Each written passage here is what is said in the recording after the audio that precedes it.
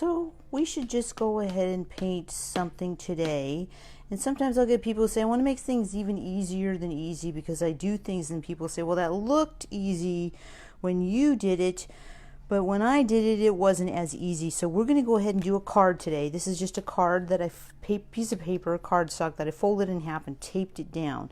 When you tape it down, you want to make sure that the opening opens like this, so that when the people open it, whoever you send it to, your neighbor, your friend, somebody's having a birthday and you want to make them something special. So let's just make tulips, because right now there are so many tulips outside and it's absolutely gorgeous. They're a beautiful flower that don't last very long, but what if you could send somebody a card? We'll start off with a Sharpie. So we're going to start off with a Sharpie to make it even easier for your painting. And let's just start off with something really easy. Hey, how's it going? Okay, we'll start off with something super easy, and we'll start off with a small, some sort of a circle type shape. So you can see that I made a simple circle. However, you'll notice that the circle isn't totally perfect. When you draw it, you want it to be a little bit off here and there, and you'll notice you can see it. It's a little bit off here and there. See it over here, a little bit off here and there. You want it to be like that because petals are kind of a little bit off. So we start off with one small circle. Let's go ahead and put another one right over here. My Sharpie's like, oh, I'm not cooperating. But you'll notice that the two circles aren't touching exactly. We want to leave that small space in between them because we want the eye to see that there is a small gap between them. See that small gap between them? And this blackness coming around that, hey everybody, so good to see you. Okay, so now this doesn't look like a flower at all, but we're going to turn it into a flower. Let's add something like another flower coming off over in this direction. So you can kind of see that the flower is going in sort of this kind of a shape, and we're connecting it just a little tiny bit, and we're going to leave it just like that. Let's add another one, maybe over in this direction. Let's put a flower going in this direction, going that direction. So we'll put one petal over there, one petal over there, starting off a little bit, heading in that direction. We'll put that back flower just by connecting those two. This flower doesn't look very good, but I'm going to fix that in a minute, because what I'm going to do is I'm going to go ahead and add another one up here going in this direction. We'll start off once again with a small, not perfectly shaped petal, because we don't want it to be perfect, but it's sort of a circle. So if you're doing it at home, you're like, oh, just make a circle, and then you can mess with it a little bit. Then let's put another one that goes like this. So those two circles will make the front two petals, and then we'll just add a back one. There we go, a nice petal going in that direction. Hey Peggy, how's it going? Woo! Okay, so we now have a couple of different flowers. Now let's put one going up in this direction, that one going up, this one going up. You'll notice that they're not perfect again. I'm putting another one there. This one is still not looking perfect, so I'm going to add a second petal as if these two are connected together. I'm going to put a back one. I'm going to turn this one into a third one, just all going up. So we now have two there, three here. Let's add one coming down here, so it's coming towards us like this one. Now this is a thin one, so if something's facing you, it's going to be a smaller, thinner. It's called foreshortening, but you don't have to worry about that. And let's just put this bottom part, let's put the center of the flower there and the two petals coming out. Like, I'll rock on. Now this is still a little messed up here, but I'm going to fix you so your eye can see it. The reason why you want to leave messed up stuff in your life is so you can clean it up later, and it gives you a good opportunity to grow. And the best happen in art are from your mistakes. I just read a quote the other day that said the most successful people in the world make the most mistakes. So you get your butts out there and make a lot of mistakes. Now we want to land these in something, so we'll go ahead, just put a simple vase, the suggestion of a vase, not getting super particular. Let's go ahead and add a little detail to the vase, just maybe some like teardrops, almond type shapes, just to give the vase some detail. And then let's add maybe two lines coming down as if it's sitting on a table. So those are angled lines. And when they're angled, they're going exactly the opposite, coming out toward me. In art, there are only two, and drawing, there are only two kinds of line. They're either straight or curved. These are straight lines. When you want something to look like it has landed on something or sitting on a table, you really do want the lines to be nice and straight. Now there's going to be obviously some sort of foliage coming out of the tulips. Nice foliage. We'll just make it nice and big.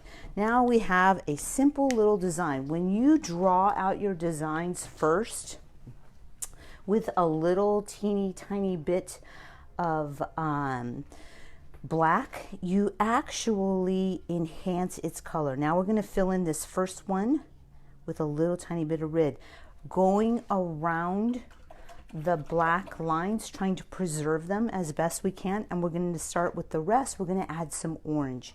The orange tulips right now are absolutely gorgeous.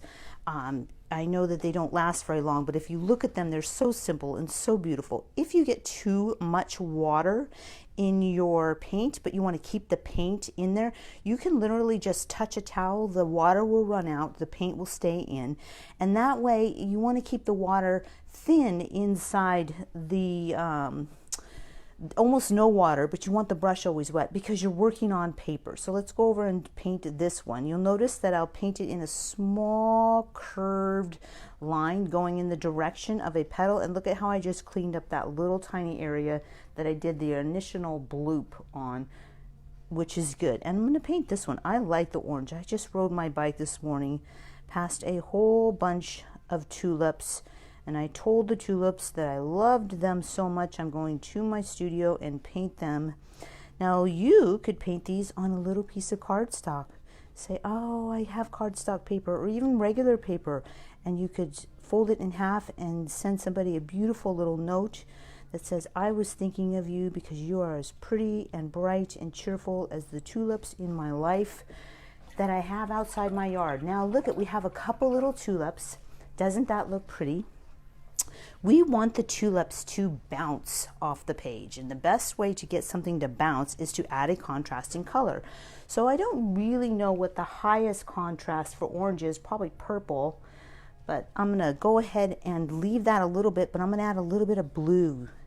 See how this blue really does enhance that orange? Little simple. I'm still trying to go around the lines that I already made. I already did all the homework by figuring out a super simple composition with a little tiny circle.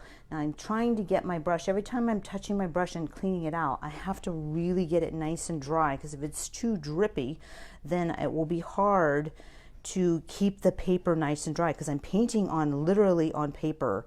So it's super simple. Now let's go ahead and get that blue vase. Let's make it even prettier and bring up its bling by adding some yellow to it. And especially since we did not add any yellow to the tulips, we'll just add a little tiny bit of dash of yellow. If you ever get a color that's just not very dominant and you want that color, you say you bought a yellow and it just didn't have enough oomph to it because it was either just didn't have enough pigment in it, let's say, you could always add white to it.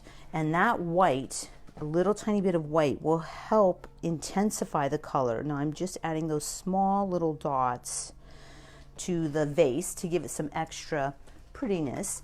Now let's go ahead and add some brightness to the background. The background is really an important piece. Your background in your little bits of artwork will enhance something so much. So we're going to add purple. Now purple is a dynamic color. It will just be like boing, bounce everything right off the page. We're going to go ahead and add that to that whole background. I have this little cardstock paper actually taped to a piece of wood because I was planning on doing a paper painting pour because they seem to be popular and they're fun, but I felt like doing a card for you guys because I haven't done anything in a while, and since the quarantine's all over with for the most part, the studio's gotten busy again, but this is still fun, and Painting cards is a wonderful, wonderful thing to do, and it's so simple and a lot of fun. Imagine if you could paint all your own Christmas cards, holiday cards, or birthday cards for people. They'd be so much more appreciated. My very first card that I ever painted for my mom, she still has, and I thought, well, that's ridiculous. Why would she keep that card? But she loves it. Okay, so you'll notice I added some blue to this. I added blue to this because the purple was pretty, but I wanted to make it even prettier. So I'm going to go ahead and add that blue, and also because I know that the blue will eventually mix with that purple and will create an even deeper, more intense purple. Wonderful, wonderful. And I also want the background to be broken up in color. I don't want just a solid purple. I want it to be varied here and there, here and there. Okay, so now I have a nice background. I painted my beautiful tulips. I might do another coat on there, but I have that tabletop. I don't know what color I should paint the tabletop, but let's go ahead and just pick a bright red, some sort of like a ruby red. See what that looks like. I can go around the vase. If, for example, I messed up on my vase, I could use the background color, the negative space they call it, and clean it up. Your background area is used to clean things up. Okay, you tighten things, your edges. Now that looks really pretty. That actually looks nice. It kind of gives it a nice bright color. But wait, we still have greenery. Green is a dominant color. So I'm going to go ahead and load my gorgeous, super awesome brush with a little tiny bit of lemon yellow. And the reason why I'm loading it in the first place with lemon yellow is because I don't want the green to take over. So now what I do that it's loaded with the lemon yellow is I'll just barely touch the green. Just a teeny tiny bit of that green will go a long way. I'm going to fill in these stems, the leaves, and all that good stuff in there. Those look really nice. And see how the green, even though I loaded it with that lemon yellow, the green's still like, oh, hey, bro, man, I'm still here. Yeah, because the green can get really dominant. So I almost don't use green until the very end. And then I almost always, as I showed you, put a little bit of that lemon yellow in there. Okay, now I'm not going to go overboard on the green just yet, but I am going to go back to those tulips and some highlights and some beautifulness. So I am using that really bright orange. Nice bright orange on there. But look at what happens. I got a tulip wet again. Now I'm going to touch the lemon yellow just to add some variation to that. And come in here, and I now created a dual or a highlighted tulip by adding a little bit of a different color. So I had the lemon yellow with a little tiny bit of that orange. I'll show you again. We'll put a little bit, and you'll notice that I still have that gorgeous background black. That black background, or that drawing that you do in the very beginning, really helps, besides guide you, it helps, it highlights everything by separating it into puzzle pieces, which makes it easier for you. Now let's go ahead and add a small center to this one orange flower right here by bouncing a little tiny bit of blue in there. That's that same blue that we used on the vase, because the vase is really, really pretty blue and it kind of shows it off. Now I'm going to go back to that really pretty red. I'm going to load my brush with red, and then I'm going to touch the orange, the same thing we did with the other. See that, just that dot of orange in there? I'm going to touch this red tulip. And you see how it just highlights it, but still gives it that really pretty red color? Okay, so that looks awesome. Things are looking good. And it's a really pretty simple card. You can actually, you can actually take this card and let it dry completely, and then put it in a book for a couple of days before you send it, and it will make it nice and flat. And once you get it nice and flat, then you can send it, and whoever gets it will be like, man, that looks so good. I can't believe that you're an expert. And you started off with just a simple drawing of a circle. And the circle wasn't perfect because we don't have to make it perfect. Now you'll notice that I'm just adding small dashes. These are small curved lines. all around just to add some interest here and there. Now if I wanted to brighten anything up, this is almost pure lemon yellow, I could put dots of that lemon yellow all over. I don't have to be exact, doesn't have to be perfect, and just that simple yellow here and there looks really, really great. Now that was a highlight. A lemon yellow would be your highlight. Now let's use something that would deepen and darken it, and that would be that pure green. That nice dark green, but once again, I'm working on paper and I don't want it to get too wet, so I want to make sure to get that water out there. By soaking the water out, the green still stays in there. And I'm going to come in here and add bits of that darker green, just hints of it here and there, so that, now I touched that blue too, there's a little bit of blue in that green, just so I can get some intensity. And what that intensity does is, because that behind that really pretty tulips, there's going to be depth. We want depth to be in there. And what I mean by depth is that when you look into those tulips, there's another side to that vase, the other side of that vase, those other foliage that's over there. And now I'm going to take that same pretty dark green and put hints of that here and there. And in a matter of just a few minutes, you have an absolutely beautiful card that you could send to any one of your friends, and they would think you were a rock star in the making. So there you go. Super simple 5-minute project that you could do literally before you go to bed, or when you wake up and your cup of coffee in the morning. Something to cheer up your wonderful and awesome day. Thank you, thank you, thank you. You guys have a great day.